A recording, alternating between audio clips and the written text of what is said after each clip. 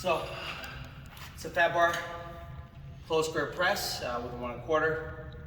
Remember to breathe out at the top when you do your pressing. Keep listening, I'll give you some more tips.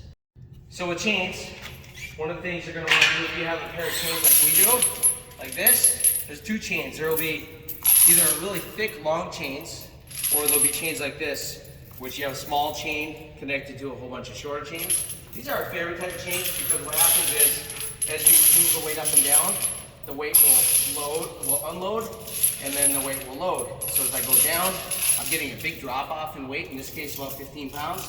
And as I go up, I'm picking up all that weight. We're a little more fond of that type of chain. So what you want to do is you want to hang it up on the bar in such a way, and again, you could do multiple pairs of chains. You could go 1 chain, 2 chains, 3 chains. We have heavier chains here too. But you want to hang it in a certain distance so when you do your press, whether it's incline, decline, or flat, the chain is going to fully unload in the bottom, and the chain, and as you press up and lock out, you still have a little bit of chain on the floor, so it's not swaying around. However, if you like that technique of the instability, you can also do it where the chains are free. That's another technique. So for here, you'll see the chain is still touching the ground, and then the bottom, it should fully unload, and then I'll work to press it up. So I'm going to teach you how to find your optimal grip for just normal benching, whether it's a flat bench, barbell benching, barbell incline, barbell decline, and I'm also going to show you close grip. So I'll show you how to do both of these in this video, in this segment.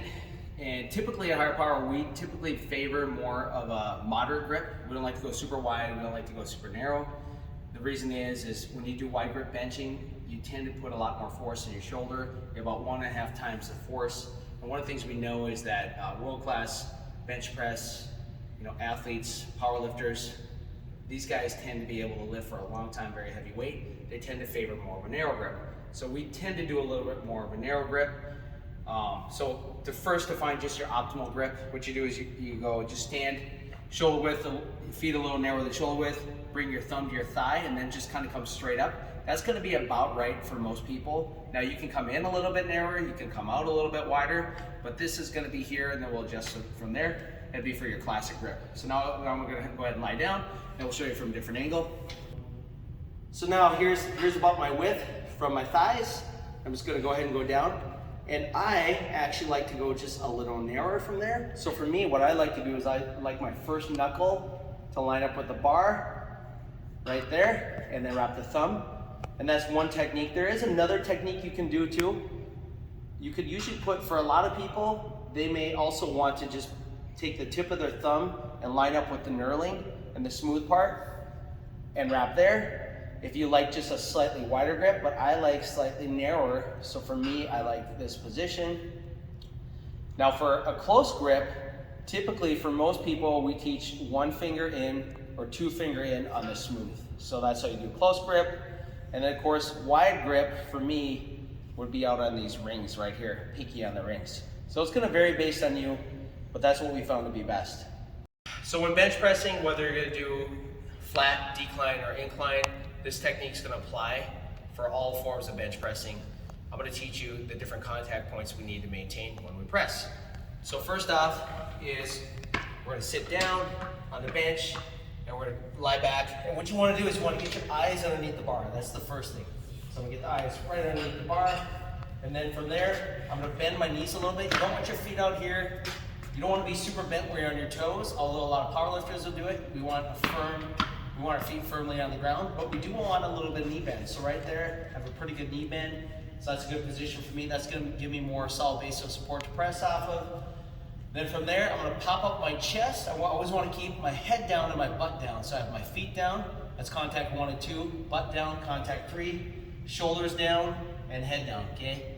Now, next thing I'm gonna do is I'm gonna squeeze my shoulder blades together, really, really tight. That's really important that you always keep your shoulder blades anchored. So squeeze together, I'm gonna get my grip, and then from here, I'm gonna press up the bar. If you have a spotter, it's always good to have a spotter on the bench, not only in case you get stuck, but it does save your shoulders. If you're always unracking on your own, it's a little bit harder on your shoulders over time. So first thing I'm gonna do is I'm gonna press up, straight, bring the bars straight forwards. I'm gonna turn my elbows in a little bit, and then I'm slowly gonna come down either to the chest, or the biggest thing is range of motion.